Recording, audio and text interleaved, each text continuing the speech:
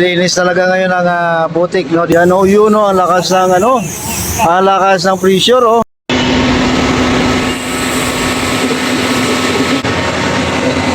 Ayan guys, ngayong araw, kakatapos lang dumating na ang Poong Nazareno sa Quiapo Church. Halos inabot ng 31 hours ang translasyon.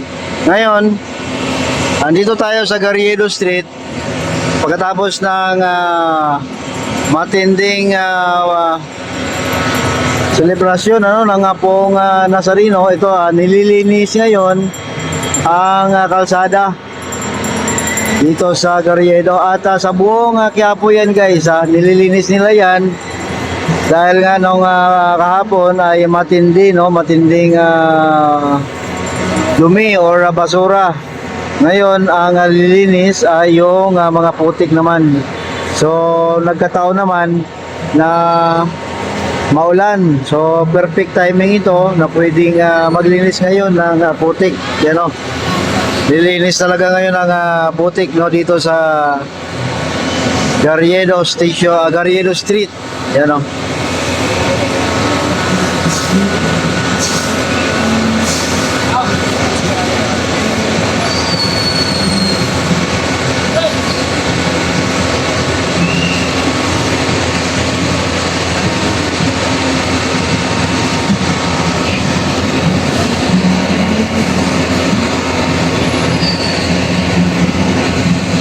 So grabe ang nagawang translasyon.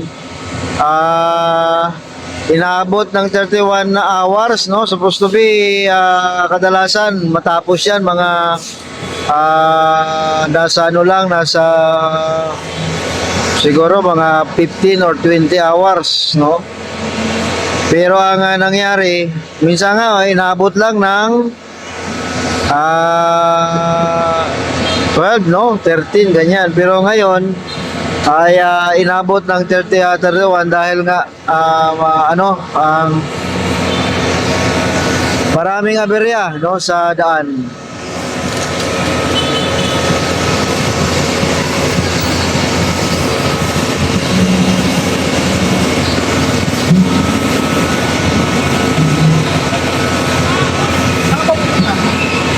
Sa mga vendors dito ay hindi pa masyado nakabalik, pero babalik din naman yan sila pagka siguro mga kinabukasan, kasi sa ngayon puspusan pa ang misa, no.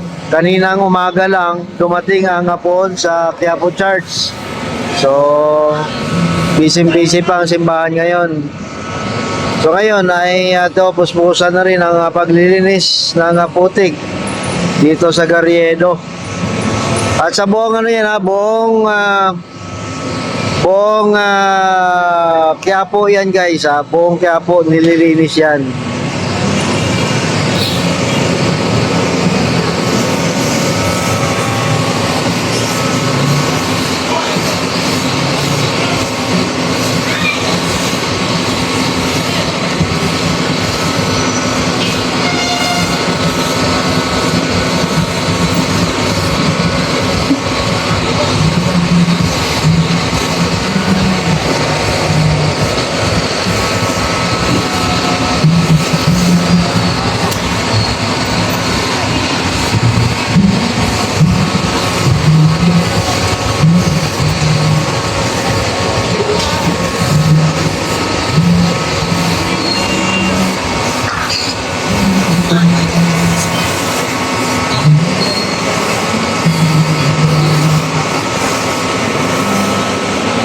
So yan po ang ganap dito sa may Garriedo. Tingnan din natin sa ibang lugar dito sa Quiapo guys kung anong nangyari ngayon.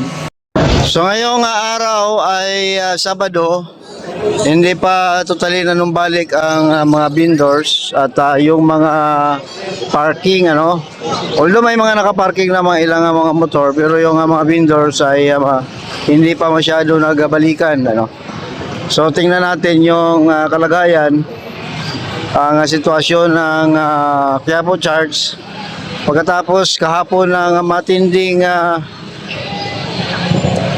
translasyon. Grabe, milyon-milyon na tao ang dumagsa dito kahapon. Although di tayo nakapag-live pero may mga uploads tayo dyan. Abang-abangan nyo lang kasi may time interval po, no, ang pag-upload. At saka ngayon lang nanumbalik ang signal dito sa Quiapo, no, nakajam ang signal kahapon. So tingnan natin doon sa paligid ng Quiapo Church kung ano bang mga nangyayari doon. So dito na tayo sa may gilid ng simbahan ng Quiapo. Ang mga nagtitinda ng kandila ay nagbalikan na. Ang ibang vendors ay hindi pa, no. Ito lang yung mga nagtitinda ng kandila ang nanumbalik pa lang, ano. So tingnan natin doon sa may harapan ng simbahan doon sa Quiapo, sa may Plaza Miranda. Ito. Pasensya na medyo nagkakamali-kamali tayo, no. Live kasi to, guys. Or talagang hindi ako nagvo-voice over. Talagang live na live ito.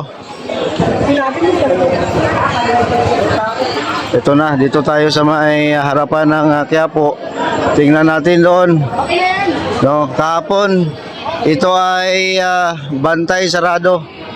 No, tingnan natin ngayon. Oh, ito na. Sus, grabe ang tao dito kahapon, guys.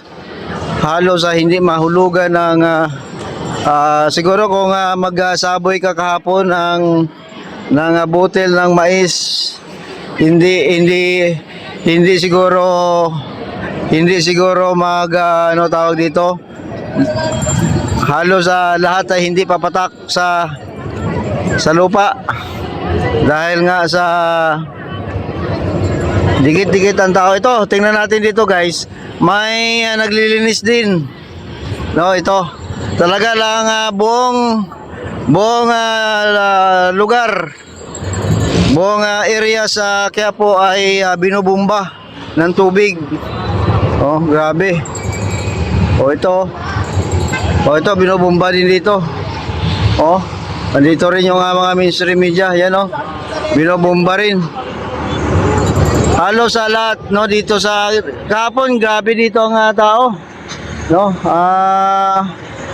Milyon-milyon.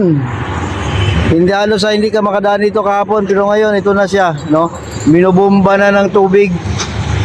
Yan, oh, yun, oh, ang lakas ng ang lakas ng pressure, oh. So kanina doon tayo sa Garrido, ganun din, ano. Ibang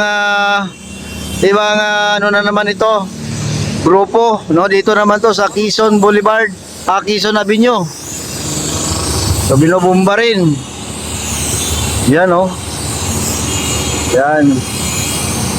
So lahat ito, guys, lahat ng area dito sa Quiapo ay binubumba nila ng tubig para matanggal ang mga putik. And sana ito rin yung Plaza Miranda ay bumbahin din nila kasi grabe rin ang putik dito kahapon. Yan. So, pasensya na hindi tayo nakapag-live, no, kagabi. So sa ako nga pwede lang sana, no. Napakagandang i-live yun kahapon kasi talagang ang tao, no, ang milyon-milyon ng tao nandito. Abangan nyo ang aking mga uploads, guys, sa maglalagay ako ng mga uploads at short and yung pinaka translation na talaga, no, panoorin nyo. Wala man tayong live pero may naman tayo dyan, may mga upload, para sa naganap na translation 2026. Yan, oh.